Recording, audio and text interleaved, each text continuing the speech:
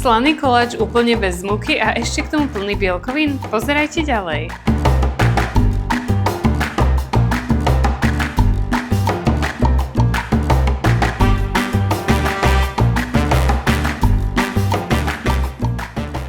Dneska si urobíme quiche, ktorý ale bude bez krasty, čiže bude úplne bez múky. A hlavnou surovinou budú vajíčka, cottage cheese, mozzarella, máme tu šunku, sušené rajčiny, olivy a nejaké koreniny. Samozrejme tieto suroviny sa dajú aj obmieniať, môžeme to urobiť s iným syrom alebo napríklad so špenátom a tak ďalej, ale dneska si urobím túto taliansku verziu. Tak poďme na to. Ako prvé si vyklepneme 5 vajíčok do misky. Použijeme celé vajíčka. Prípadne, ak to chceme trošku viacej nízkotučné, vieme použiť 3 vajíčka a iba 2 bielky, alebo iný pomer podľa chuti. Teraz si tieto vajíčka poriadne rozšľaháme. Stačí nám na to vidlička, aby sme nemali veľa riadu. Toto je naozaj veľmi jednoduchý recept, zase raz pár základných surovín, jedna miska, žiadne extra riady, žiadne váženie, čiže niečo ideálne pre mňa. No, máme tu ďalej cottage, ktorého použijeme polovicu balenia. Ak vám vadí tá cottage cheese štruktúra, tu by sa to malo pekne roztopiť, keď sa to bude piecť. Prípadne si ho vymixujte do hladka predtým, než ho pridáte do tohto vajíčkového mixu. No a teraz, keď to máme rozmiešané, pridáme vlastne koreniny. Ja tu mám takýto taliansky mix, kde sú sušené rajčiny, cesnák a talianske bylinky, takže dáme to tam hodne. Ešte si pomôžeme bazálkou, keďže zachovávame túto taliansku tematiku. No a samozrejme sol a čerstvé čierne korenie. Znovu rozmiešame. A už len prihodíme vlastne tie suroviny, ktoré tam chceme mať. Ja tu mám olivy, ktoré nechávam v celku, pretože to tak mám rada a nechce sa mi ich krájať, ale kľudne si ich viete aj pokrájať na menšie. Máme tu sušené rajčiny. Nie sú v oleji, sú práve že bez oleja, aby sme to zachovali čo najviac fit. A potom tu máme kuraciu šunku bez éčok, ktorá dodá tomu ešte väčšiu dávku proteínu. Poriadne rozmiešame tak, aby tá šunka sa nám tam rozbila pekne.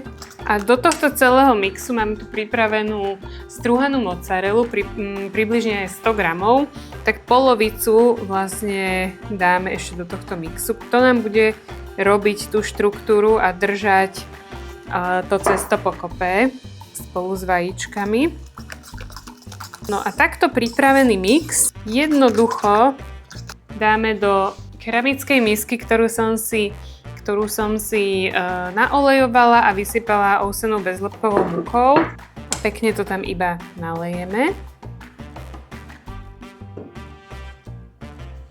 Ja rada používam takéto menšie formy, aby to bolo vyššie, ten koláčik, ale samozrejme, ak preferujete väčšiu formu, môžete zvoliť aj to.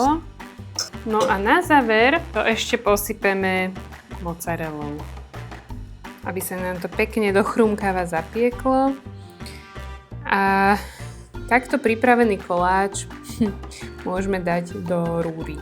Pečíme to približne 20-25 minút na 180 stupňov, budeme to priebežne kontrolovať a keď sa nám tam vytvorí taký zlatavý povrch, tak vtedy je to upečené. Kým sa to pečie, tak si tu poupratujem a medzi tým mi vy napíšte do komentára, ktorý recept by ste chceli v takej zdravšej verzii, prípadne bez lepkovej, pretože to je moja špecialita robiť recepty zdravo. Ideme sa pozrieť. No, zdá sa mi, že už je to hotové. Je to pekne upečené do zlatova, už to nie je tekuté. No, quiche máme upečený. Necháme ho chvíľku vychladnúť, aby sme sa nepopálili a následne ho nakrájame a zjeme. Ideme si tento kyš nakrájať a možno sa podelím aj s ostatnými členmi tejto domácnosti, ale možno ho zjem úplne sama. Je to ideálne aj pre návštevy, pokiaľ im chcete ponúknuť niečo zdravé a nie chlebíčky.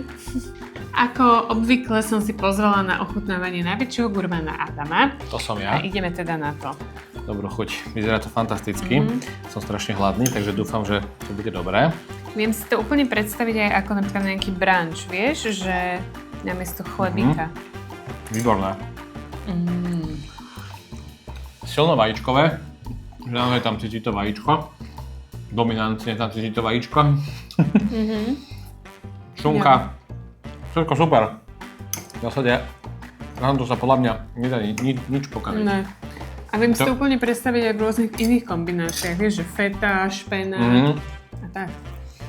No, ja, strašne sa mi páči, že ten vrch je taký trošku, že nie je že pripálený, ale taký krás tam je, že to také chrumkavé trochu.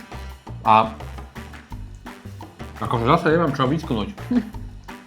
Chápete? Koľko bodov by si dal tomuto receptu?